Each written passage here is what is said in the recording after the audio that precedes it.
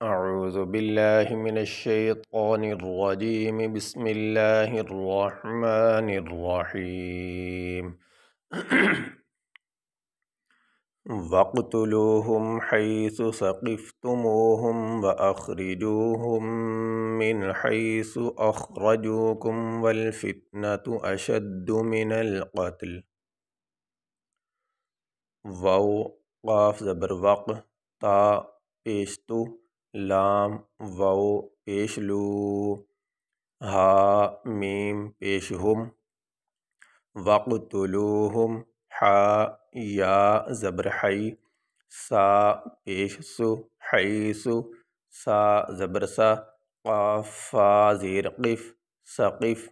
تا پیشتو میم واو پیشمو ہا میم پیشہم ثقفتموہم واو زبر وا حمزہ خا زبر اخ را زیر ری جیم واو پیش جو و اخرجو ہا میم پیشہم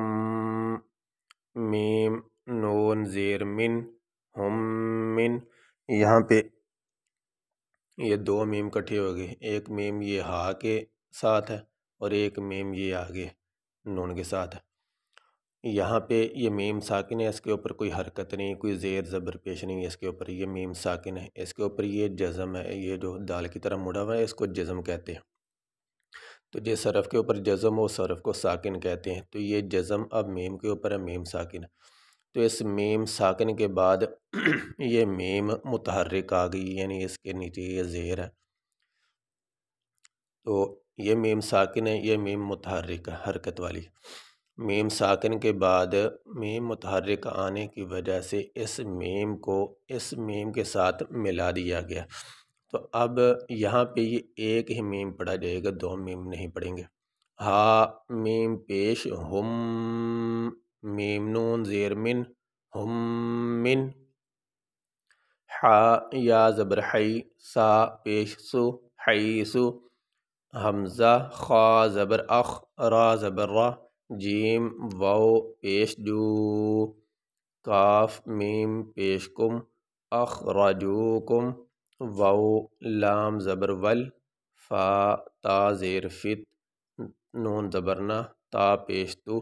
والفتنتو حمزہ زبر آ شین دال زبر شد دال پیش دو اشدو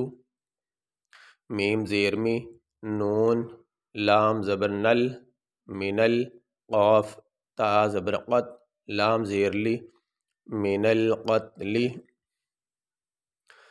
یہاں پہ ہم وقف کریں گے، یہ جیم جو ہے یہ بھی وقف کی نشانی ہوتی ہے، یہاں پہ ہم وقف کریں گے، سانس لیں گے۔ وقف کرنے کی صورت میں جس لفظ پہ وقف کیا جائے اس کے آخری حرف کو ساکن پڑھا جاتا ہے۔ یہاں پہ آخری حرف ہے لام، اس کے نیچے ہے زیر، تو وقف کرتے ہوئے لام کے نیچے جو زیر ہے وہ نہیں پڑھیں گے، لام کو ساکن پڑھیں گے۔ وَاقْتُلُوهُمْ حَيْثُ ثَقِفْتُمُوهُمْ وَأَخْرِجُوهُمْ مِنْ حَيْثُ أَخْرَجُوكُمْ وَالْفِتْنَةُ أَشَدُّ مِنَ الْقَتْلِ۔ یہ سبق ہمارا مکمل ہوا۔